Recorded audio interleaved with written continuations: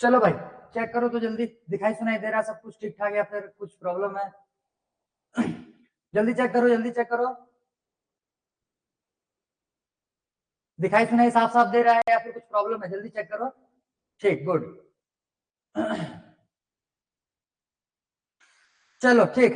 तो कल के क्लास में हम लोगों ने यूनिसेल्युलर ऑर्गेनिजम्स मतलब कि हेट्रोट्रॉफिक न्यूट्रिशन हम लोगों ने स्टार्ट किया हुआ था, ठीक है।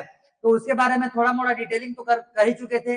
आज हम लोग यूनिसेल्युलर ऑर्गेनिज्म से स्टार्ट करने वाले हैं। तो पहले इसको थोड़ा सा और एक्सप्लेन कर देते हैं, समझो इसको। क्योंकि यूनिसेल्युलर ऑर्गेनिजम्स में अमीबा के अलावा तुम्हारे एनसीईआरटी की बुक में पैरामीशियम का नाम ही दिया हुआ, उसके बारे में कुछ ना ही तुमको डिटेलिंग करना है ना कुछ, लेकिन फिर भी उसके बारे में थोड़ा डिटेल हम लोग देखते हुए चलेंगे, ठीक है। तो सबसे पहला हम लोग आज लिखने वाला काम करने वाले हैं। तो क्या हो जाएगा? Nutrition in unicellular organisms. Heading लगाओ, nutrition in unicellular organisms.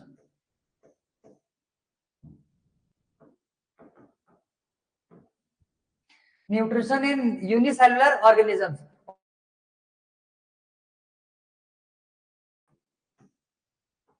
And paramecium.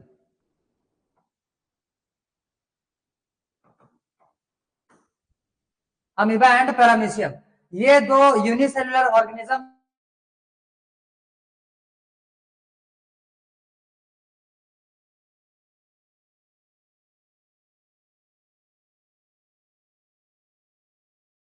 होता है इंजेशन, उसके बाद आ जाएगा इसको डाइजेस्ट करना, तो उसको डाइजेशन बोला जाएगा। उसके बाद फिर मल्टी सेलुलर ऑर्गेनिजम्स में फूड को एब्जॉर्ब किया जाता है। यूनिसेलुलर ऑर्गेनिजम्स में होता क्या है, सिंगल सेल होने की वजह से फूड को और एब्जॉर्ब करने का रिक्वायरमेंट वहां पे नहीं होता है। ठीक, बस देखेंगे कि वहां पे एक फूड वैक्यूल होता है, फूड वैक्यूल से फूड मटेरियल जो रहता है वो बाहर आ जाता है, इसी को हम लोग एब्जॉर्प्शन में कंसिडर कर लेते हैं। इसके अलावा फिर उसमें तुम्हारा हो जाएगा एसिमिलेशन। तो एसिमिलेशन जैसे होता है, तो जैसे फूड वैक्यूल से फूड बाहर निकलेगा, पूरे के पूरे साइटोप्लाज्म में फूड को स्प्रेड कर दिया जाएगा, जो कि simplest form of the food होता है। इसके बाद जो लास्ट स्टेप तुम्हारा आ जाएगा इसमें से, इसको बोलेंगे हम लोग इजेशन, ठीक है। तो अब स्टेप बाय स्टेप हम लोग एक एक कर लिखते हुए चलते हैं। सबसे पहला नंबर पॉइंट आ जाएगा ingestion.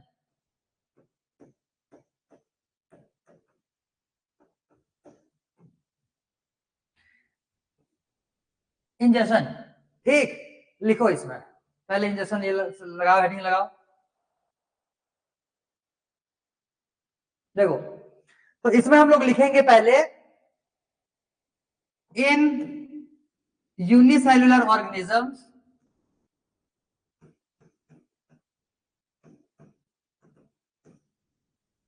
ingestion process is known as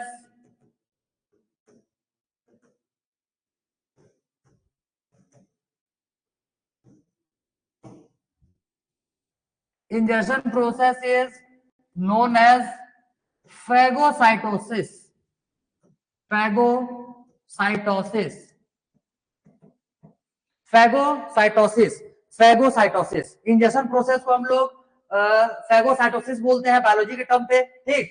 तो हम लोग को फैगोसाइटोसिस दो अलग अलग ऑर्गेनिजम्स के लिए देखना है। एक हो जाएगा अमीबा और एक हो जाएगा पैरामीशियम। अमीबा फैगोसाइटोसिस के लिए एक फॉल्स माउथ क्रिएट करता है, ठीक है।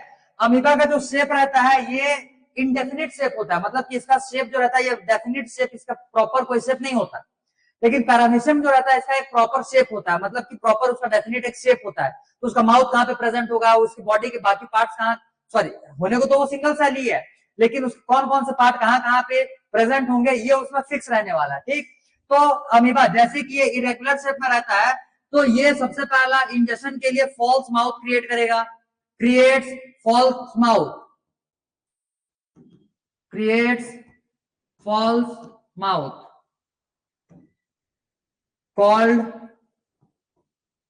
स्यूडोपोडिया,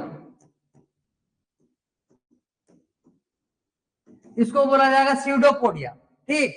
और पैरामीशियम जो रहता है, पैरामीशियम इसके लिए इंजेक्शन प्रोसेस के लिए, अब एक ये तो हम लोग देखे हुए थे, पैरामीशियम के लिए एक बार थोड़ा सा देख लेते हैं डिटेलिंग, देखो ध्यान से।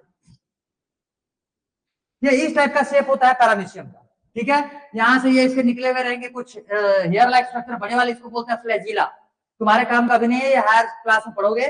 पैरामीशियम में ये जो बड़े बड़े हेयर लाइक स्ट्रक्चर दिख रहे हैं इसको बोलते हैं फ्लैजिला, फ्लैजिला, फ्लैजिला। और छोटे छोटे हेयर लाइक स्ट्रक्चर इसके बॉडी में यहाँ पे प्रेजेंट होते हैं। ये इसके बॉडी में यहाँ पे ये छोटे छोटे हेयर लाइक स्ट्रक्चर प्रेजेंट होते हैं। इसको बोला जाता है सिलिया, इसको बोला जाएगा सिलिया, इसको बोला जाता है फ्लैजिला।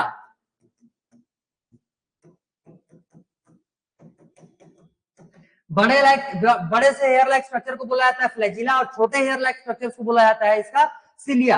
अब अलग अलग इन दोनों के फंक्शंस होते हैं, खैर हमको उतने डिटेल में नहीं जानना है, लेकिन फिर जनरल नॉलेज के लिए जितना हम लोग को जानना है या फिर हमारे काम के लिए जितना हम लोग को जानना है उतना ही हम लोग सीखेंगे। ये जो फ्लैजिला रहता है ये उसको मोटाइल बनाता है। मोटाइल बनाने का मतलब होता है मूवमेंट करना।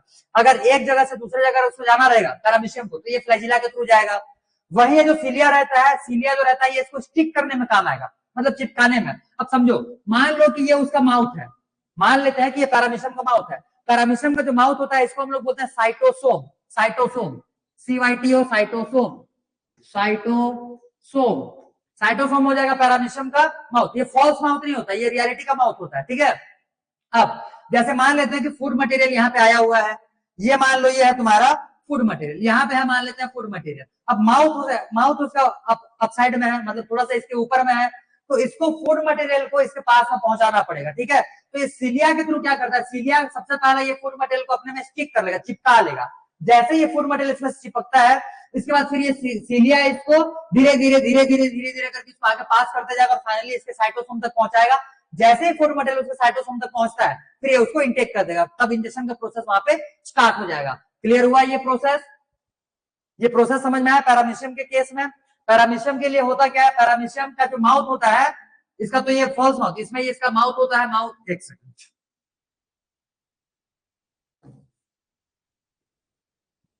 माउथ, इसके माउथ को हम लोग क्या बोलते हैं, साइटोसोम। और अमीबा के माउथ, जो फॉल्स माउथ क्रिएट किया हुआ था, इसको बोलते हैं स्यूडोपोडिया, ठीक है। ये हो जाएगा स्यूडोपोडिया, ये हो जाएगा साइटोसोम। साइटोसोम माउथ होता है जिसके थ्रू ये फूड मटेरियल को अंदर लेकर के जाएगा, समझ में आया? उसका इंजेक्शन का प्रोसेस वो इनिशिएट करेगा यहीं से। इसके अलावा इसके पास है सिलिया। सिलिया क्या करता है,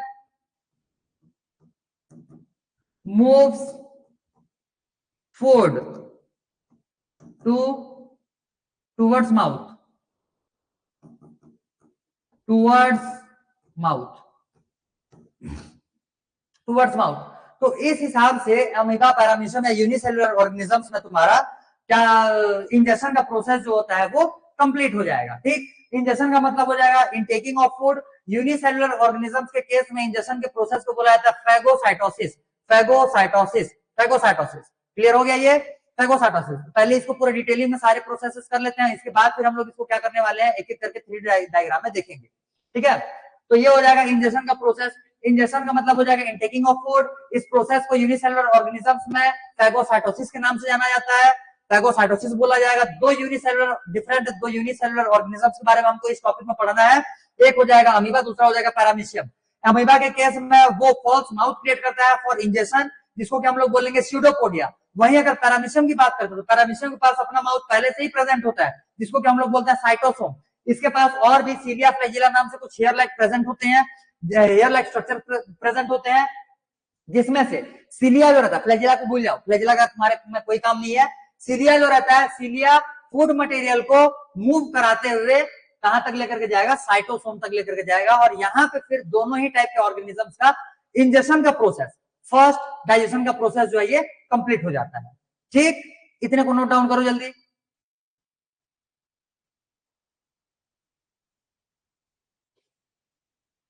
इतने को नोट डाउन करो जल्दी, फटाफट, जल्दी जल्दी नोट डाउन करते चलो, होते जाएगा तो फिर बोलते चलो हो गया करके।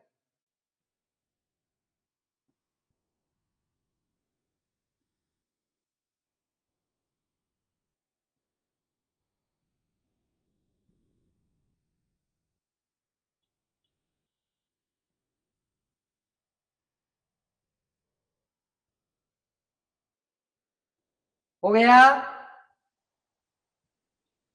चलो, अब होने के बाद अब इसके बाद आगे का प्रोसेस देखते हैं। यहाँ पे पहले थोड़ा सा देख लेते हैं। फूड इनटेक करने के बाद, ये जो यूनिसेलुलर ऑर्गेनिजम्स दिख रहा है, फूड इनटेक करने के बाद उनके बॉडी के किसी न किसी एक पार्ट तक जाएगा वो। अब इनके बॉडी में तो डिफरेंट पार्ट्स होते ही नहीं है, एक ही सेल के बने हुए हैं, इसका मतलब उसी सेल के अंदर में जाएगा। तो सेल में और भी कुछ होता है जो कि इसको स्टोर करने का काम करता है इनिशियल स्टेज में, ठीक। तो उसको हम लोग बोलते हैं phagosome. Phagosome, PHAGOSOM, phagosome. Phagosome ये वो वैक्यूल्स होता है, इट इज अ वैक्यूल, या वेसिकल समझो, वेसिकल्स लिखो, vesicles, it is a vesicle, मतलब फूड वेसल है, एक तरीके से वेसल है ये, वेसल मतलब रखने का जगह, ठीक है। तो एक वेसिकल होता है, जैसे ही ये माउथ से फॉल्स माउथ हो या फिर इसका साइटोसोम हो, यहां से जैसे ही फूड मटेरियल इंटर कर जाएगा, अंदर में सेल के अंदर में एक तुमको नया पार्ट मिलेगा जिसको कि हम लोग बोल रहे हैं वेसिकल, ठीक है। वेसिकल जो रहता है ये खाली स्पेस प्रोवाइड करता है और इसी फूड को, जो इंटेक किया हुआ जो फूड रहेगा, उसको वो वहीं पे स्टोर करवाने का काम करेगा। तो ये तुम्हारा पहला प्रोसेस हो जाता है इंजेक्शन। इंजेक्शन यहाँ पे हो जाएगा कंप्लीट, ठीक है। फेगोसोम ज्यादा डिटेलिंग करके नहीं लिखो, क्योंकि लिखना हमको बहुत है यहाँ पे, अगर स्टेप बाय स्टेप लिखेंगे तो पूरा बुक प्रिंट हो जाएगा उसमें, उतना हमको नहीं करना है। जो जो इंपॉर्टेंट टर्म्स है उनको वो बस विजिबल होने चाहिए तुम्हारे पेज में, ताकि जब वो चीज दिख जाए तुम्हारे आंख में तो उसके थ्रू पूरा का पूरा प्रोसीजर तुम्हारे सामने में आ जाना चाहिए। तो इस हिसाब से तुमको बहुत ज्यादा डिटेल में नहीं लिखना है, इंजेक्शन के लिए इतना तुम्हारे लिए सफिशियंट हो जाएगा, ठीक। इतना तुम्हारे लिए सफिशियंट हो जाएगा। अब यहाँ पे क्या क्या नाम नया हम लोग को देखे हुए हैं, पहले उसको देख लो। पहले एक तो इंजेक्शन हो गया, इंजेक्शन में सबसे पहला क्या हो जाएगा, इंजेक्शन के प्रोसेस को बोला जाता है फैगोसाइटोसिस। फैगोसाइटोसिस के बाद अमीबा, अमीबा का फॉल्स माउथ, स्यूडोपोडिया, नाम को पहले याद रखो, अमीबा का फॉल्स माउथ, स्यूडोपोडिया, वही पैरामीशियम का जो फॉल्स माउथ है उसको बोलेंगे साइटोसोम। इनके साइटोसोम से वो फूड को इंजेक्ट करने वाला है, और साथ ही साथ अमीबा जो है वो फॉल्स माउथ मतलब स्यूडोपोडिया से वो इंजेक्ट करने वाला है। जैसे ही फूड मटेरियल सेल के अंदर चला जाता है, सेल के अंदर जाने के बाद वो एक वेसिकल के अंदर में कैप्चर हो जाएगा, उस वेसिकल को हम लोग बोलते हैं क्या, phagosome. Phagosome, phagosome is the vesicle where the intake food is stored, ठीक है। इंटेक किया हुआ फूड जो है वहां पे स्टोर हो जाएगा, वेसिकल्स। कोई डाउट इतने में? Phagosome is a vesicle, phagosome is a vesicle where intake food is stored.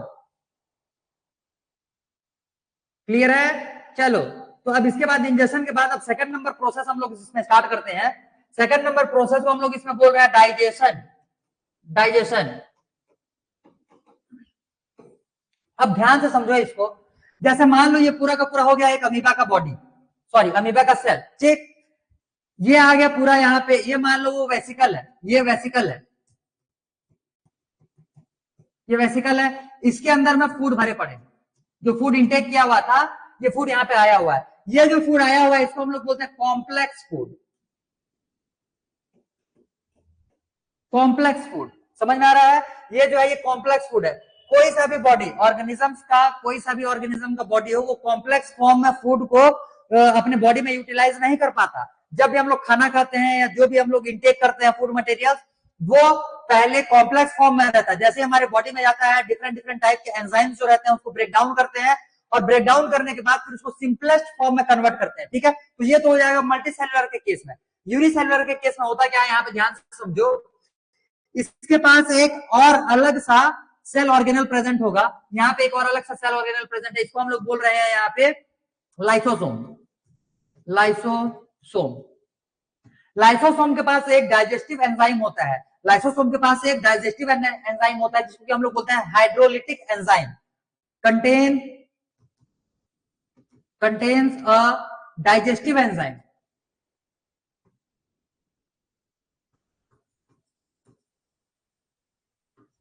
Digestive enzyme, और इसके क्या हो जाएगा, इसका नाम क्या होता है, हाइड्रोलिटिक एंजाइम। हाइड्रोलिटिक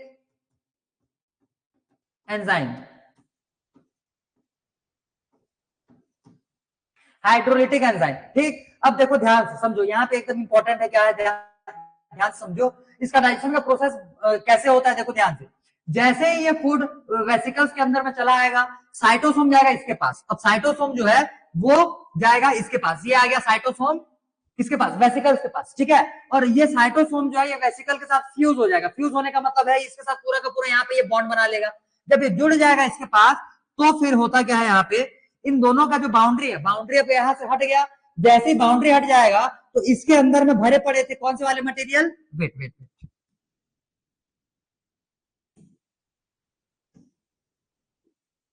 इसके पास में भरे हुए हैं हाइड्रोलिटिक एंजाइम, ठीक है। जैसे ही इन दोनों के बीच का जो गैप है वो हट जाता है, तो यहां से हाइड्रोलिटिक एंजाइम जो है ये एंटर कर जाएगा वेसिकल में। क्लियर हुआ इतना? प्रोसेस समझो पहले फिर से। सबसे पहला सेल फूड इंटेक किया, फूड इंटेक करने के बाद इंटेकिंग जो इंटेक किया हुआ जो फूड है वो वेसिकल में चला जाएगा। वेसिकल में जाने के बाद अब वहां पे तो डाइजेस्ट होना नहीं है जब तक कि वहां पे कोई सा एंजाइम नहीं आएगा। यूनिसेलुलर ऑर्गेनिजम्स के केस में डाइजेस्टिव एंजाइम जिसके पास होता है वो होता है लाइसोसोम। लाइसोसोम के पास डाइजेस्टिव एंजाइम होता है, ये फूड मटेरियल को भी डाइजेस्ट करेगा। अदर पैथोजेंस जो इसके पास आएंगे वो उनको भी ये डाइजेस्ट कर जाता है। हमारे बॉडी में भी यही सेम केस होता है। तो ये क्या करेगा, अब जा करके ये किससे, जो वेसिकल्स थे, वेसिकल्स के साथ जा करके ये वहां पे फ्यूज हो जाएगा। फ्यूज यहाँ पे होता है, फ्यूज ये होता है फ्यूजन। फ्यूजन फ्यूज जैसे ही होता है, इसका मटेरियल जो है, जो इसका एंजाइम है, ये एंटर कर जाएगा वेसिकल के अंदर में। एंजाइम जो है ये वेसिकल में एंटर कर गया, और वेसिकल में पहले से ही वहां पे भरे पड़े थे फूड, कॉम्प्लेक्स फूड मटेरियल। क्या भरा है यहाँ पे? Complex food material. Complex food material को अब ये एंजाइम जो है ये सिंपलेस्ट फॉर्म में इसको ब्रेक डाउन करने वाला है। कॉम्प्लेक्स फूड मटेरियल को हाइड्रोलिटिक एंजाइम जो है ये सिंपलेस्ट फूड में कन्वर्ट करेगा, और उसके बाद डाइजेशन का जो प्रोसेस है कंप्लीट हो जाता है। यहाँ पे क्लियर हुआ ये? तो डाइजेशन में हुआ क्या क्या, देखो ध्यान से। डाइजेशन के प्रोसेस में पहला सबसे, एक सेकेंड,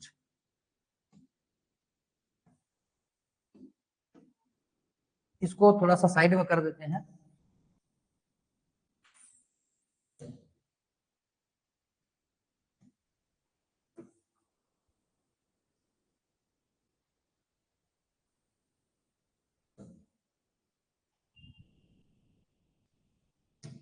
ठीक, विजिबल है, देखो डाइजेशन। अब डाइजेशन के प्रोसेस में हो क्या रहा है, सबसे पहला food enters to vesicles, food vesicles.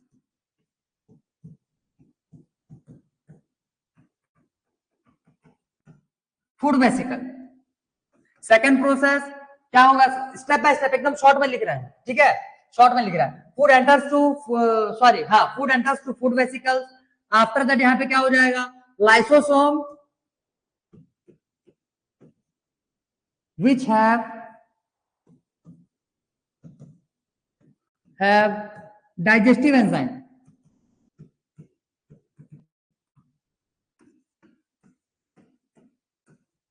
which have digestive enzyme fused with this vesicle, fused with this vesicle, and digestive enzyme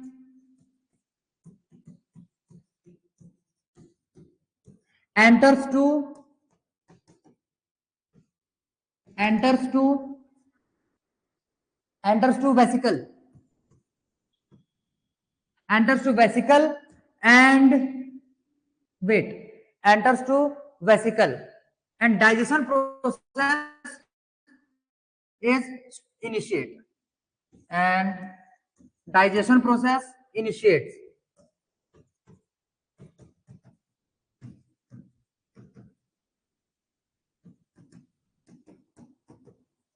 and digestion process initiate. अब यहां से डाइजेशन का प्रोसेस इनिशिएट हो जाएगा, ठीक है।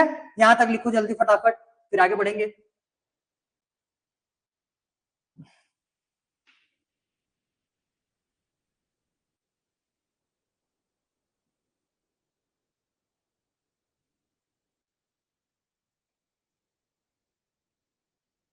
हो गया, हो गया। अब एक चीज इसमें याद रखना, फूड वेसिकल में जैसे डाइजेस्टिव एंजाइम्स मिल जाता है, फूड वेसिकल में जैसे ही डाइजेस्टिव एंजाइम मिल जाता है, इसको हम लोग बोलते हैं फूड वैक्यूल्स, ठीक है। ये एक टाइप से तुम्हारा मान करके चलो कि फॉल्स स्टमक क्रिएट किया हुआ, फॉल्स स्टमक।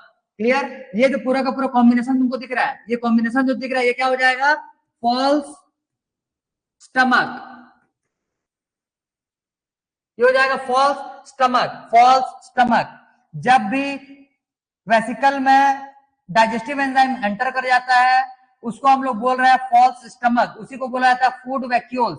इसी के और भी नाम से इसको बोला जाता है सेंट्रियोल्स भी बोला जाता है, इसको बोला जाएगा एक सेकंड, सेंट्रियोल्स नहीं, गैस्ट्रियोल्स बोलते हैं मे भी, हाँ इसको दूसरा इसका जो नाम है उसको बोला जाता है गैस्ट्रियोल्स, सेंट्रियोल्स तो अलग चीज हो जाता है, गैस्ट्रियोल्स, ठीक है, गैस्ट्रियोल्स, फॉल्स स्टमक बोलो या फिर इसी को बोल सकते हैं गैस्ट्रियोल्स, गैस्ट्रियोल्स, गैस्ट्रियोल जो है ये क्या है, फॉल्स स्टमक है, फॉल्स स्टमक उसको बोला जा रहा है गैस्ट्रियोल, ठीक। अच्छा वेट, हट जाते हैं, चलो जल्दी जल्दी लिखो, जो जो पॉइंट छूटे पड़े हैं जल्दी जल्दी लिखते चलो।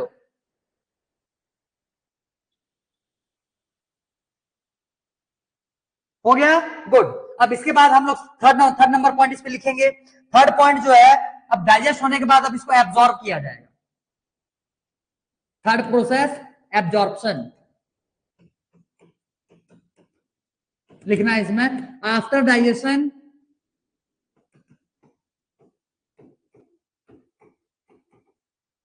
Foods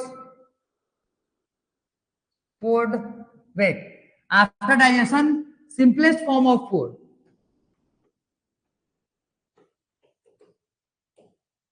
form of food passed to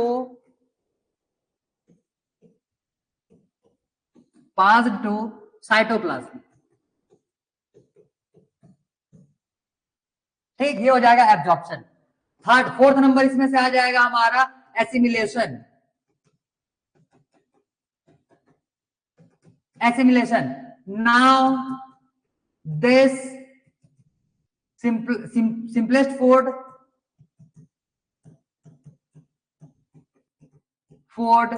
is spread into cytoplasm, spread into cytoplasm. ये छोटे छोटे पॉइंट्स हैं, एक एक लाइन में इसको खत्म कर देना है। एसिमिलेशन क्योंकि उसके बॉडी में होगा ही नहीं, एक सिंगल सेल प्रेजेंट होने की वजह से।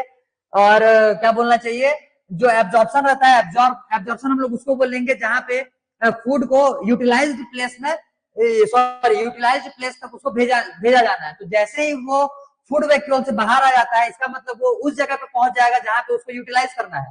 तो इसी प्रोसेस को हम लोग बोलते हैं एब्जॉर्प्शन, ठीक है। तो ये हो जाएगा एब्जॉर्प्शन। जल्दी करो, जल्दी, लास्ट पॉइंट बचेगा फिर इसमें से।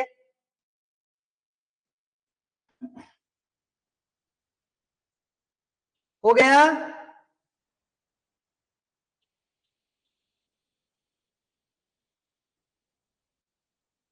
हो गया, ठीक। चलो देखो, फिफ्थ नंबर जो है वो हो जाएगा इजेशन। इजेशन जो है, इजेशन के प्रोसेस में आप समझो होता क्या है, किसी भी एक फॉर यूनिसेलुलर ऑर्गेनिज्म ही हम लोग लेकर के चलते हैं, इसके पास बहुत सारे अलग अलग वैक्यूल्स मिलते हैं, ठीक। एक को बोलेंगे हम लोग फूड वैक्यूल। फूड वैक्यूल का यूज क्या किस चीज में होता है, किस पर्पस के लिए होता है, ये तो अभी देख चुके हैं हम लोग। वो फूड को स्टोर करने का काम करेगा और उसको डाइजेस्ट करवाने का काम करेगा, ठीक है। तो फूड वैक्यूल फूड को डाइजेस्ट करवाएगा, उसके बाद फूड डाइजेस्ट होने के बाद उसको बाहर निकालना पड़ता है, ठीक है। तो बाहर निकालने के लिए जो undigested part of the food रहेगा, मतलब waste product of the food जो रहता है, उसको एक दूसरे वैक्यूल में शिफ्ट किया जाता है, जिसको हम लोग बोलते हैं कॉन्ट्रैक्टाइल वैक्यूल, कॉन्ट्रैक्टाइल वैक्यूल, ठीक है। कॉन्ट्रैक्टाइल वैक्यूल में जैसे ही इसको वहां पे ऐसे समझो, एक बलून में उसको डाल दिया जाएगा, जैसे ये पूरा का पूरा सेल हो गया, एक छोटा सा ये बलून है मान लो, इस बलून के अंदर में जो वेस्ट फूड है, वेस्ट फूड को इस बलून के अंदर में डाल दिया गया। अब ये बलून जो है ये क्या करेगा, धीरे धीरे करते हुए ये पूरा का पूरा सेल के मेम्ब्रेन तक पहुंच जाएगा। जैसे ही सेल मेम्ब्रेन तक पहुंचता है, ये कॉन्ट्रैक्ट करने वाला, कॉन्ट्रैक्ट मतलब स्क्वीज करेगा अपने आप को, ये प्रेशराइज करेगा, जिसके वजह से ये अंदर का जो मटेरियल है वो बाहर निकल जाएगा। जैसे मान करके चलो बलून के अंदर पानी भरा हुआ है, उसके माउथ पे से हाथ से पकड़े हुए हो, जैसे ही इधर प्रेस करोगे और हाथ पे ऐसे ही छोड़ोगे, सारा का सारा पानी बाहर निकल आएगा। सेम उसी प्रोसेस से ये जो अंदर में वेस्ट प्रोडक्ट रहता है, ये बॉडी से एक्सक्रीट हो जाता है, या बॉडी से इजेक्ट हो जाता है। क्लियर हुआ, समझ में आया इतना? तो इजेक्शन के लिए हम लोग दो अब ऑर्गेनिज्म, जैसे अमीबा और पैरामीशियम दोनों देखे हुए थे। तो इजेक्शन यहाँ पे लिखना, for egestion unicellular organisms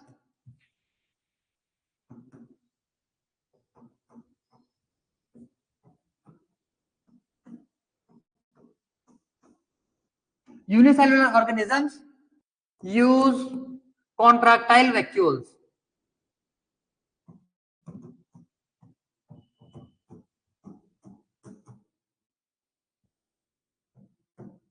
Contractile vacuoles to eject the waste food.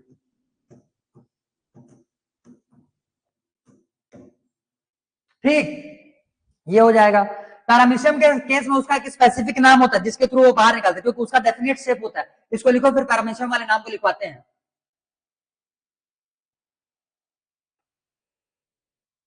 जल्दी करो जल्दी।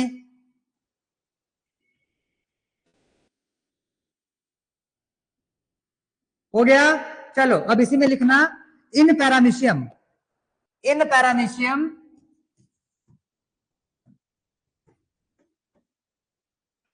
excretory part is known as, या ejectory part लिखो, ejectory part is known as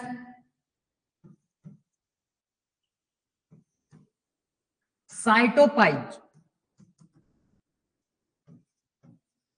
साइटोपाइज, CYTOPYG, साइटोपाइज। ये सिर्फ और सिर्फ पैरामीशियम के केस में हम लोग देखेंगे, अमीबा के केस में नहीं, क्योंकि ये जो रहता है पैरामीशियम के केस में इसका एक्सक्रीटरी जो पार्ट रहता है वो भी फिक्स होता है, उसका माउथ भी फिक्स होता है, क्योंकि वो एक डेफिनेट शेप में होता है। अमीबा के केस में ना ही एक्सक्रीटरी पार्ट फिक्स होता है, ना ही इजेक्टरी पार्ट फिक्स होता है। ठीक है, तो इस वजह से अमीबा के केस में हम लोग इसको साइटोपाइज नहीं बोलेंगे। साइटोपाइज किसके केस में बोला जाएगा? ये पैरामीशियम के केस में। इन केस अगर ऑब्जेक्टिव दे दिया जाता है कि what is the excretory part of the paramecium, तो आउट ऑफ दिस चार ऑप्शंस में से एक सिलेक्ट करने के लिए आएगा साइटोपाइज। इसके लिए याद रखोगे तुम लोग साइटोपाइज, CYTOPYGE, साइटोपाइज। ठीक है, ठीक। और अगर अच्छे से जानना है तो इसको लिख सकते हो, इसको हम लोग बोलेंगे सेल एनस, सेल एनस,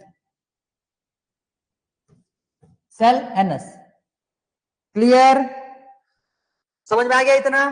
तो ये हो जाएगा तुम्हारा पूरा का पूरा अमीबा या फिर यूनिसेलुलर ऑर्गेनिजम्स को लेकर के न्यूट्रिशन के सारे प्रोसेसेस। इतना नोट डाउन हो गया? इतना नोट डाउन हो गया? देख लो एक बार फिर से जल्दी, मैं पेजेस निकाल लेता हूं, क्योंकि इसके बाद अब हम लोग सीधा ह्यूमन पे चलेंगे। देखो ये एक हो गया पूरा का पूरा पेज। इसमें से अगर कुछ छूटा हुआ है, अभी तुम्हारा टाइम हो रहा है 28 मिनट्स, कॉपी में नोट डाउन कर लो। 28 मिनट्स में सारा का सारा मैं स्लाइड शो कर दे रहा हूं, एक बाई एक पॉज करते जाना, जो भी नोट डाउन में छूटा हुआ रहेगा उसको नोट डाउन करते हुए चलना। ये हो जाएगा पहला पेज, ये हो जाएगा तुम्हारा सेकंड पेज। 28 मिनट्स के बाद ये तुमको तीनों पेज मिल जाएंगे। ये पॉज कर लेना, इसको लिख लेना, छूटा रहेगा कुछ तो। फिर ये हो जाएगा तुम्हारा थर्ड नंबर का पेज। 3 पेजेस हम लोग लिख चुके हैं इसमें से, ये हो जाएगा तुम्हारा थर्ड पेज। अगर इसमें से कुछ छूटा हुआ रहेगा तो इसको पॉज करके लिख लेना। क्लियर है? अब एक चीज कोशिश करना कि क्लास ही में सारे के सारे नोट्स कंप्लीट कर लो।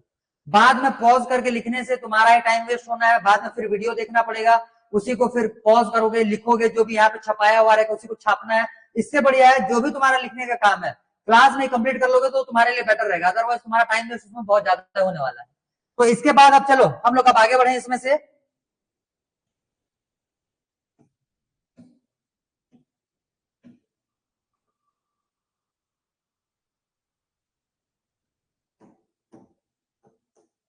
देखो अब जो है हम लोग देख लेते हैं थोड़ा सा डायग्राम्स। इसके लिए थोड़ा सा एक आध दो डायग्राम देख लेते हैं, देखो ध्यान से।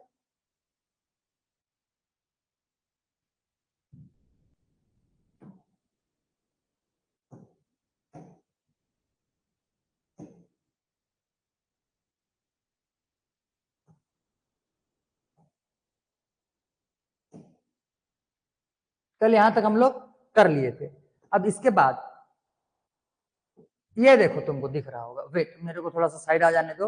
हाँ ये देखो तुमको अमीबा दिख रहा होगा, ठीक है। मैं यहाँ पे एक बार पहले कलर मेंशन कर दे रहा हूँ, हालांकि कलर तो तुमको दिख ही रहा होगा।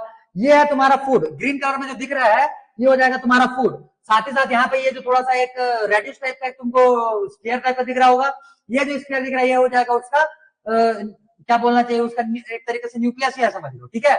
न्यूक्लियस तो खैर इसमें प्रॉपर शेप में रहता नहीं है, वो पूरा का पूरा स्कैटर्ड रहता है, इसको न्यूक्लियस ही एक तरीके से समझ ले रहा हूँ। तो ये फूड मटेरियल जो यहाँ पे आ रहा है, आने के बाद इस फूड मटेरियल को ये जो है पूरा का पूरा इंटेक कर लिया, और इंटेक करने के बाद वो जो एक सेकंड, न्यूक्लियस नहीं वैक्यूल्स, वैक्यूल्स हो गया। ये जैसे ही ये एंटर कर जाएगा फिर ये वैक्यूल उसको अपने अंदर में ले लेगा। इस वैक्यूल के पास आने वाला है एक तुम्हारा लाइसोसोम। लाइसोसोम जैसे इससे फ्यूज हो जाता है अपना एंजाइम इसके अंदर में डाल देगा और फूड मटेरियल भी इसके अंदर में चला गया है। ये कॉम्प्लेक्स फॉर्म ऑफ फूड है। जैसे ही ये इसके अंदर में जाएगा डाइजेस्टिव एंजाइम जो है वो अपना फंक्शन स्टार्ट कर देगा और डाइजेशन का प्रोसेस वहां पे इनिशिएट कर देने वाला है। ठीक है, और ये देखो उसका तुम्हारा ये हो जाएगा माइक्रोस्कोपिक व्यू ऑफ अमीबा, जो कि फूड को इंटेक करता हुआ दिखाया गया है। ठीक, ये पहले अपना यहाँ पे ये स्यूडोपोडिया फॉर्म कर लिया, स्यूडोपोडिया फॉर्म कर लिया पूरे के पूरे अराउंड फूड के अराउंड। ठीक है, फूड के अराउंड जैसे स्यूडोपोडिया फॉर्म हो गया, ये अब यहाँ पे ये जुड़ जाने वाला। ठीक, और बीच में देखो, बीच में खाली स्पेस बच रहा है, इसी खाली स्पेस को हम लोग बोलते हैं वेसिकल्स। समझ में आ गया? ये जो खाली, अब देखो जैसे अब यहाँ से ये अगर जुड़ जाएगा, ये अगर यहाँ से पूरा का पूरा ऐसे ज्वाइंट हो गया, ये यहाँ से पूरा का पूरा ये ज्वाइंट हो गया, ज्वाइंट होने के बाद देख लो पूरा का पूरा एक वैक्यूल बचा हुआ है, खाली स्पेस बचा हुआ है, और इसी के अंदर में ये फूड मटेरियल है। इसी खाली स्पेस को हम लोग क्या बोलते हैं? इसी खाली स्पेस को हम लोग बोलते हैं वेसिकल। ये जो पूरा का पूरा दिख रहा है इसको हम लोग बोलेंगे वेसिकल। इसी वेसिकल से आकर के अटैच होने वाला तुम्हारा लाइसोसोम। लाइसोसोम आकर के यहाँ पे जैसे ही अटैच हो जाएगा अपना डाइजेस्टिव एंजाइम इसके अंदर में सीक्रेट कर देगा। फिर ये जो मटेरियल है कॉम्प्लेक्स फूड, ये सिंपलेस्ट फॉर्म में टूट जाएगा, और टूटने के बाद फिर इस वेसिकल से इसको बाहर निकाल दिया जाएगा, जिसको हम लोग बोलेंगे एब्जॉर्प्शन। इसमें आने के बाद ये सिंपल जो फूड है ये पूरे के पूरे इसके साइटोप्लाज्म में स्कैटर कर दिया जाएगा, स्प्रेड कर दिया जाएगा, ये हो जाएगा एसिमिलेशन। इसके बाद बचे हुए पार्ट को ऐसे ही वैक्यूल में डाला जाता है, यही एक वैक्यूल है समझ लो, और ये कॉन्ट्रैक्टाइल वैक्यूल है समझ लो। ये ऐसे अपने आप को यहाँ से स्क्वीज करेगा, यहाँ से ऐसे करके ये पूरा स्क्वीज करेगा, जिसकी वजह से मान लो ये वेस्ट प्रोडक्ट है, ये तुरंत इसी रास्ते से फिर क्या हो जाएगा, बाहर हो जाएगा। ठीक, तो ये हो जाएगा तुम्हारा diagrammatic representation of nutrition of amoeba. आ गया समझ में इतना? गुड, चलो, तो इतने में हम लोगों का यूनिसेल्युलर ऑर्गेनिजम्स का जो न्यूट्रिशन का प्रोसेस था ये हो चुका है कंप्लीट। ठीक है, अब हम लोग मल्टी सेल्युलर ऑर्गेनिजम्स में सीधा हम लोग ह्यूमन बींग्स पे चलने वाले हैं। तो इसके लिए डायग्राम्स वगैरह देखने से क्या बोलते हैं, डायग्राम्स वगैरह देखना और बाकी वगैरह तो हम लोग देखेंगे ही बाद में, 3D वगैरह में पूरा का पूरा उसको एनालाइज करेंगे। लेकिन सबसे पहला हम लोग पूरे के पूरे पार्ट को पहले याद करते हैं, उसके बाद एक एक पार्ट को उठाएंगे, उनके बारे में डिटेलिंग करेंगे, उनके फंक्शंस देखेंगे, उस स्पेसिफिक पार्ट ऑफ फूड के साथ क्या होता है, ये सब चीज देखने वाले हैं। तो पहले हम लोग पूरा का पूरा एनसीईआरटी में जो डायग्राम दिया हुआ पहले नाम को याद करेंगे, अभी नहीं लिखोगे कुछ भी, इसके लिए मैं तुमको कल ही लिखाऊंगा, आज पहले याद करेंगे पूरा। देखो, तो पहले ये वाला डायग्राम से देख लो, इसके बाद फिर मैं अपना डायग्राम बनाऊंगा। ठीक है, तो ये एक तुम्हारा 3D डायग्राम हो गया है, जहां से ये हो जाएगा तुम्हारा माउथ, और पूरा का पूरा ये डाइजेस्टिव सिस्टम के लिए जो हमारे ऑर्गन्स काम करते हैं, जो इन्वॉल्व होते हैं, वो सारे के सारे तुम्हारे ऑर्गन्स यहाँ पे दिखाए गए हैं। ठीक, ये डायग्राम तुम्हारे काम का नहीं है, तुम्हारे काम का हो जाएगा ये डायग्राम, क्योंकि एनसीईआरटी का डायग्राम है। अब यहाँ पे हम लोग जो मेन पार्ट्स हैं उन्हीं के बारे में दिया हुआ है, पहले इनके बारे में हम लोग देख लेते हैं। तो कुछ नेम तुमको यहाँ पे नहीं देखेंगे, एक सेकेंड, क्लैरिटी, हाँ क्लियर दिख रहा है। तो देखो कुछ नाम जो है वो तुमको यहाँ पे नहीं देखने के लिए मिलेंगे, उसको हम लोग एडिशनली करने वाले हैं। ठीक है, तो सबसे पहला तो हम लोग देख लेते हैं कि ह्यूमन डाइजेस्टिव सिस्टम में जो पूरा का पूरा प्रोसेस होता है वो एज इट इज हम लोग पढ़ेंगे, जैसे अमीबा में पढ़े हुए थे, पांचों के पांचों स्टेप्स ले लेकर के। ठीक, तो उसके पहले हम लोग सारे के सारे पार्ट्स देख लेते हैं कि बॉडी में कौन से पार्ट को क्या बोला जाता है। क्लियर? तो देखो पहले ये एनसीईआरटी डायग्राम में एक काम करते हैं, इसको छोड़ो, सीधा हम लोग अपना डायग्राम बनाएंगे उधर और उसी से हम लोग करेंगे। देखो सबसे पहला तो ये पूरा का पूरा जो माउथ से लेकर के एनस तक का पूरा एक सिंगल पाइप रहता है, इसको हम लोग बोलते हैं एलिमेंट्री केनाल। एलिमेंट्री केनाल, इसका जो लेंथ होता है ये 7 to 9 मीटर्स का तुमको देखने के लिए मिल जाएगा। ठीक है, 7 to 9 मीटर्स का ऐसा लेंथ होता है, पूरे के पूरे सिंगल पाइप को हम लोग बोलते हैं एलिमेंट्री केनाल। एलिमेंट्री केनाल जो है ये छोटे छोटे पार्ट्स में और बटा हुआ है, जिनमें से एक एक पार्ट का नाम हम लोग अलग अलग से देखने वाले हैं। तो एलिमेंट्री केनाल को हम लोग जिन पार्ट्स में डिवाइड करते हैं उसको पहले ध्यान से समझते चलो। सबसे पहला तो ये आ जाएगा माउथ, वेट, सबसे पहला यहां से आ जाएगा ये माउथ। माउथ के पास यहाँ पे कुछ एक पार्ट रहता है जो कि हम लोग बोलते हैं फेरिंग्स। अब यहाँ पे हम लोग नहीं देखेंगे, उसको हम लोग आगे जब उसका डिटेलिंग करने वाले रहेंगे तब देखेंगे। सबसे पहला यहाँ पे आ जाएगा माउथ, इसको हम लोग बोलते हैं माउथ। माउथ का मतलब ये जो दो लिप्स के बीच में ये जो गैप दिख रहा है इसको हम लोग माउथ बोलते हैं। अंदर माउथ के अंदर जब जाते हैं तो वहां पे बहुत ज्यादा गैप है, उस गैप को हम लोग बोलते हैं buccal cavity. Buccal cavity, mouth ना लिख करके इसको क्या लिखोगे, बकल कैविटी। बकल कैविटी जैसे ही नीचे उतरेंगे यहाँ पे आ जाएगा हमारा फेरिंग्स, फेरिंग्स के बाद ये जो लॉन्ग पाइप दिख रहा है इसको हम लोग बोलते हैं फूड पाइप, इसी को बोला जाएगा ईसोफेगस। ईसोफेगस, ईसोफेगस से जैसे नीचे उतरेंगे हम लोग यहाँ पे आ जाएगा हमारा स्टमक, ये आ जाएगा स्टमक, ये हो गया स्टमक। स्टमक में जैसे ही आते हैं, अब यहाँ पे एकदम ध्यान से समझना, स्टमक के इस साइड अगर जाएंगे, स्टमक के अगर हम लोग ये इधर जाते हैं तो यहाँ पे हम लोग को देखने के लिए मिलता है पेनक्रियाज, ये हो जाएगा पेनक्रियाज। और वहीं अगर इस डायरेक्शन में जाते हैं, एक सेकंड, वहीं अगर इस डायरेक्शन में जाते हैं तो यहाँ पे देखने के लिए मिलेगा तुमको लीवर, ये हो जाएगा लीवर, ये हो जाएगा पेनक्रियाज। लीवर के ही पास में एक छोटा सा पैकेट लाइक स्ट्रक्चर रहता है, पॉकेट लाइक एक स्ट्रक्चर रहता है, बैग लाइक स्ट्रक्चर, इसको हम लोग बोलते हैं गॉल ब्लैडर, गॉल ब्लैडर। ये हो जाएगा लीवर, लीवर के नीचे में लटकता हुआ तुमको मिल जाएगा गॉल ब्लैडर, यहाँ पे आ जाएगा पेनक्रियाज। लेबलिंग करेंगे इसको, लेबलिंग करेंगे इसको, पहले बना लेना डायग्राम पूरा। उसके बाद यहाँ पे आ जाएगा स्मॉल इंटेस्टाइन, यहाँ पे आ जाएगा ये स्मॉल इंटेस्टाइन,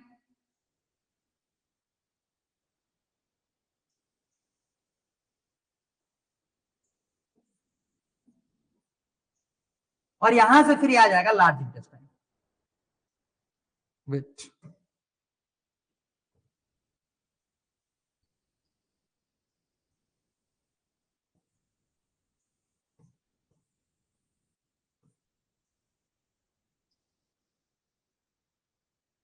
और यहाँ पे आ जाएगा एनस। तो इतना तुमको यहाँ पे देखना है, मेनली इतने ही पार्ट्स हम लोग को देखने हैं। सबसे पहला आ जाएगा बकल कैविटी, फिर आ जाएगा फूड पाइप, दिख रहा है थोड़ा मोड़ा, हाँ ठीक है चलो दिख रहा है। फूड पाइप, फूड पाइप के बाद स्टमक, स्टमक के बाद यहाँ पे आ जाएगा पेनक्रियाज, पेनक्रियाज, फिर आ जाएगा लीवर, लीवर, लीवर के नीचे में एक पैकेट लाइक स्ट्रक्चर रहेगा, इसको हम लोग बोलते हैं गॉल ब्लैडर। गॉल ब्लैडर के बाद यहाँ पे आ जाएगा स्मॉल इंटेस्टाइन, ये जो इनर पार्ट है इसको हम लोग बोलेंगे स्मॉल इंटेस्टाइन। उसके बाद यहां से जो ये बाहर निकल करके जा रहा है इसको हम लोग बोलते हैं लार्ज इंटेस्टाइन।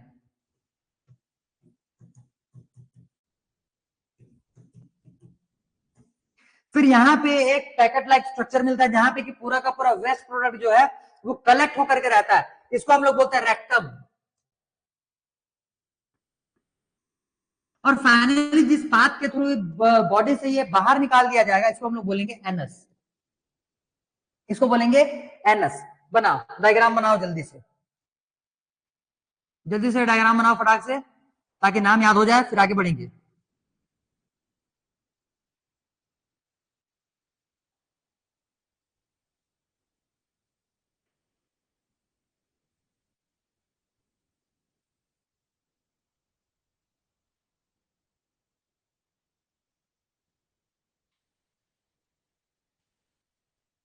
हो गया इतना?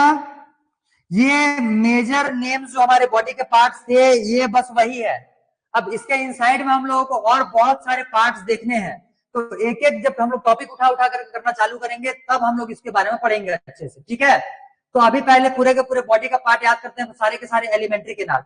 एलिमेंट्री केनाल का सबसे अपर पार्ट में हम लोग को मिलने वाला बकल कैविटी, बकल कैविटी से यहाँ आएंगे, ये यहाँ पे मिलता है लैरिंग्स, सॉरी फेरिंग्स, ठीक है? यहाँ पे आ जाएगा फेरिंग्स, फेरिंग्स से नीचे आएंगे तो ये पूरा का पूरा मिलेगा यहाँ पे इसोफेगस या फिर फूड पाइप। फूड पाइप के बाद जब आगे नीचे और उतरेंगे तो मिल जाएगा स्टमक, स्टमक के नीचे फिर आ जाएगा, स्टमक के इस साइड में अगर देखते हैं तो पेनक्रियाज आता है, और अगर राइट साइड में देखते हैं तो यहाँ पे आ जाएगा लीवर। लीवर के नीचे में एक छोटा सा पॉकेट लाइक स्ट्रक्चर रहता है जिसको हम लोग बोलेंगे गॉल ब्लैडर। गॉल ब्लैडर के बाद अगला पार्ट आ जाएगा हमारे यहाँ पे स्मॉल इंटेस्टाइन। स्मॉल इंटेस्टाइन से फिर आगे जाएगा, ये ओपनिंग होता है लार्ज इंटेस्टाइन में, और लार्ज इंटेस्टाइन फिर फाइनली जाकर के खुलेगा रेक्टम के पास। रेक्टम में एक पॉकेट लाइक स्ट्रक्चर रहता है, ये भी जो कि वेस्ट प्रोडक्ट को अपने पास स्टोर करने का काम करेगा। और उसके बाद फिर जो ओपनिंग होता है वेस्ट प्रोडक्ट को बाहर निकालने के लिए उसको हम लोग बोलते हैं एनस, उसको बोला जाएगा एनस। ठीक, इतने नाम को एक बार रिकॉल करने का कोशिश करो, 1 मिनट टाइम देते हैं, जल्दी रिकॉल करने का कोशिश करो। फिर आज देखते हैं कम से कम बगल कैविटी का कुछ पार्ट तो उड़ा ही दें।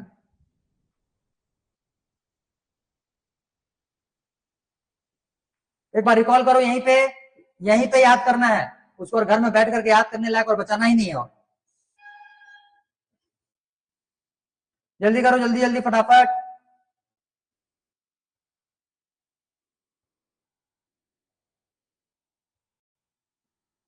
गुड, हो गया। चलो एक सेकंड वेट ना।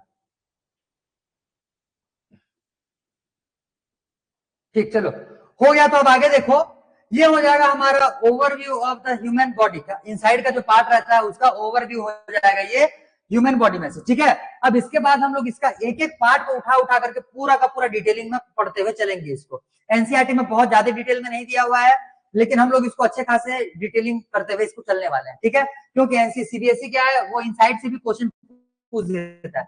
इसमें और भी नाम है, पहले ही बता रहा हूँ, इसमें और भी नेम्स है जिनको कि हम लोग अभी नहीं किए हुए। ये मेन डायग्राम में हम लोग को सिर्फ इतने ही पार्ट्स के बारे में बताना है, इससे ज्यादा तुमको नहीं बताना। हाँ, एक आध चीज और दिखाना चाहो तो दिखा सकते हो, जैसे ये लार्ज इंटेस्टाइन का छोटा नीचे वाला पार्ट रहता है, इसको हम लोग बोलते हैं vermi form and appendix. Vermi form appendix, खाली अपेंडिक्स भी बोलो तो भी तुम्हारा काम चल जाएगा। जब ये लार्ज इंटेस्टाइन पढ़ेंगे तो हम लोग उसको डिटेलिंग में देखने वाले हैं। अभी के लिए फिलहाल इतना ही नाम को याद रखो, ठीक, इतने नाम को ही बस अभी याद रखो। हो गया इतना? चलो, तो अब हम लोग चालू करते हैं हमारा एक एक पार्ट को उठा उठा करके पढ़ना। देखो, सबसे पहला पार्ट आ जाएगा हमारा, एक second, alimentary canal.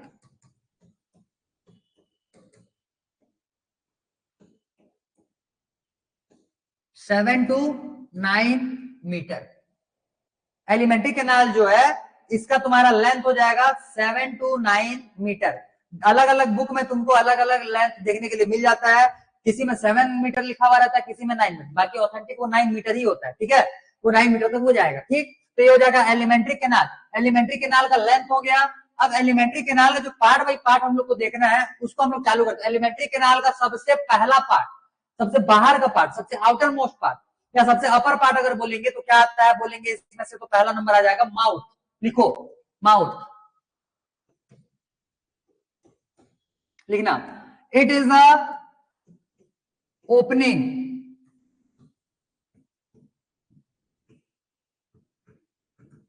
it is the opening between two lips, it is the opening between two lips। दोनों लिप्स के बीच में जो ओपनिंग है इसी को हम लोग बोलते हैं mouth. Clear? which helps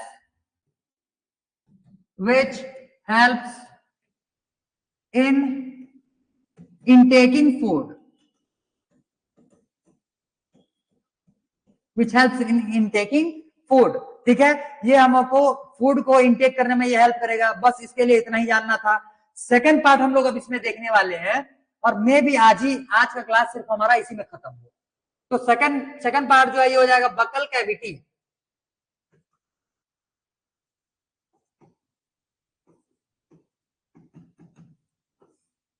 buccal cavity, देखो कैविटी का मतलब होता है खाली स्पेस। खाली स्पेस जो रहता है उसको हम लोग कैविटी बोलते हैं। तो जैसे ही माउथ को हम लोग ओपन करेंगे, ओपन करने के बाद जो पूरा का पूरा खाली स्पेस दिखता है जिसमें बहुत सारे मटेरियल्स भरे पड़े हैं, हम लोग का टंग है, सलाइवरी ग्लैंड्स है, तो बहुत सारी चीजें वहां पे, टीथ है, गम्स है, बहुत सारी चीजें वहां पे बकल कैविटी के इनसाइड में प्रेजेंट है, ठीक है। तो बकल कैविटी को हम लोगों को लिखना, cavity cavity after mouth, after mouth which contains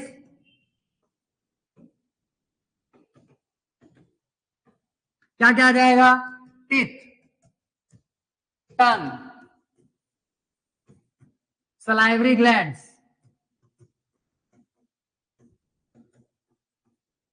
etc. which contains teeth, tongue, salivary glands, etc. ठीक है। ये सब चीज हम लोग को देखना है। कोशिश करते हैं कि आज ये 3 टॉपिक हम लोग खत्म कर दें, बहुत लेंथी है ये। तो यहां तक समझ में आ गया क्या? ये क्लियर हुआ? चलो, आज पहला हम लोग देखने वाले हैं टिथ। तो इसके लिए इसका सब टॉपिक बनाना है तुमको, टिथ। देखो, हमारे पास जो टोटल नंबर ऑफ टीथ होता है, total number of teeth in an adult, ये होता है 32, ठीक है। 32 टीथ टोटल होते हैं। ये 32 में से जो 20 टीथ होते हैं इसको हम लोग बोलते हैं मिल्क टीथ। ये दो बार आएंगे, एक बार टूटेगा फिर दूसरी बार आता है, और उसके बाद जो 12 टीथ हमारे और एक्स्ट्रा बच गए हैं इसको हम लोग बोलते हैं परमानेंट टीथ। परमानेंट टीथ ये हो गया, ये हो जाएगा परमानेंट टीथ, ये हो जाएगा मिल्क टीथ। क्लियर हुआ? Out of this 32 teeth 20 are milk teeth and 12 are permanent teeth. Clear? 20 और 12 इसमें से हम लोग को याद रखना है। अब देखो जो टीथ होता है, टीथ का स्ट्रक्चर अगर हम लोग बनाएं,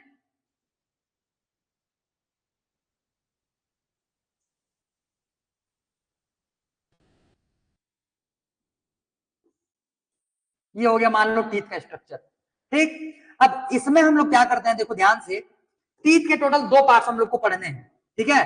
टीथ के हम लोग को टोटल दो पार्ट्स देखने हैं। तो ये क्या हो जाएगा, सबसे पहला तो ये इनर पार्ट हो जाएगा। वेट, मेरे को थोड़ा सा ड्रॉ कर लेने दो।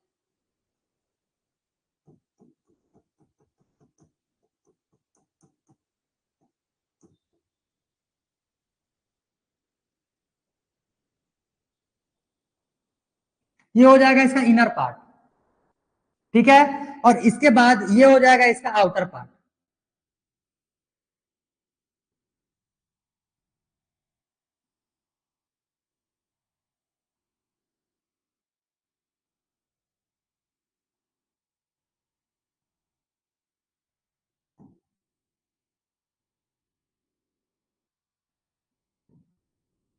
ये हो जाएगा इसका आउटर पार्ट। तो इनर पार्ट जो रहता है वो ये इनर साइड हो गया, और ये हो जाएगा इसका आउटर पार्ट। Outer part. अब देखो इसमें से इनर पार्ट को हम लोग बोलते हैं डेंटाइन, और आउटर पार्ट को बोलते हैं इनेमल। एक को बोलेंगे डेंटाइन और एक को बोला जाएगा इनेमल। डेंटाइन हो जाएगा उसका outer part, sorry inner part. Dentine जो है ये क्या हो जाएगा तुम्हारा इनर पार्ट, और इनेमल जो है ये हो जाएगा तुम्हारा आउटर पार्ट। तो दांत जो रहता है, दांत को अगर किसी का टूटा हुआ दांत देखोगे तो दांत का तुमको व्हाइट पोर्शन, जो व्हाइट पार्ट जो बाहर निकल गया रहता है, देखना उसके अंदर में। नीचे से अगर देखोगे उसको, ऐसे नीचे से अगर देखोगे टीथ को, तो उसके नीचे से तुमको एक हल्का सा गैप दिखेगा, तो वहां पे कैविटी दिखता है, और वो जो कैविटी रहता है वो ये डेंटाइन को कंटेन करता है, ठीक है। इनेमल जो रहता है इसको हम लोग hardest part of the body बोल सकते हैं। It is hardest part of human body, ठीक। Hardest part of human body which protect dentine, जो कि डेंटाइन को प्रोटेक्ट करने का काम करता है। ये व्हाइट शाइनी पार्ट होता है, व्हाइट शाइनी पार्ट, ये इनेमल व्हाइट शाइनी पार्ट, ठीक है।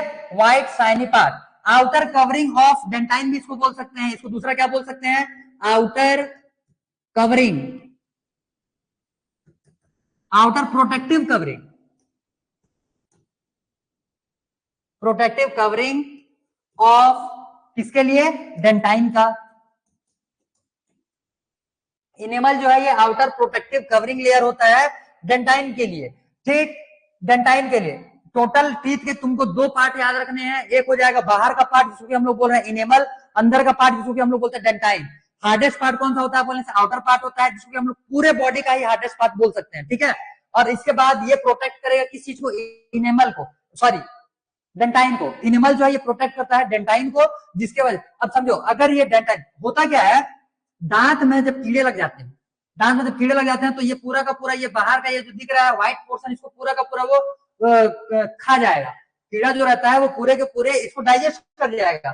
तब के केस में जो डेंटाइन रहता है, डेंटाइन जो थोड़ा सा सॉफ्ट होता है, ठीक है, ये एकदम हार्ड होता है। इनेमल हार्ड होता है, डेंटाइन सॉफ्ट होता है। तो सॉफ्ट होने की वजह से जैसे ये एयर के टुवर्ड्स एक्सपोज हो जाएगा, ये एयर की तरफ जैसे ही एक्सपोज हो जाता है तो ये थोड़ा सा क्या होता है, सेंसिटिव होता है। सेंसिटिव इन द सेंस, खट्टा चीज अगर वहां पे गिरेगा तो उसमें पेन होना चालू हो जाएगा, मीठा चीज ज्यादा गिरेगा तो पेन होना चालू हो जाएगा, गर्म चीज गिरेगा तो पेन होना चालू हो जाएगा। मतलब कि सराउंडिंग के लिए बहुत ज्यादा ये पार्ट जो रहता है वो सेंसिटिव होता है। और अगर गलती से ये ऊपर का पार्ट खराब हो गया या खत्म हो गया, तब के केस में ये एक्सपोज होता है। जैसे ही एक्सपोज होता है फिर लोगों का टूथ अटैक चालू हो जाता है, मतलब दांत का जो दर्द रहेगा वो फिर स्टार्ट हो जाता है। समझ में आया? ये क्लियर हुआ? तो ये हो जाएगा टीथ के लिए, टीथ का पार्ट और उसके लेवलिंग। दो नाम इसके लिए याद रखना है तुमको।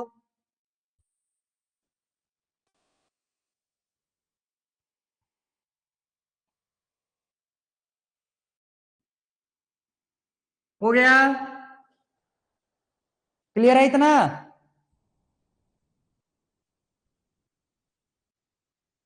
अच्छा वेट, एक सेकंड वेट करना।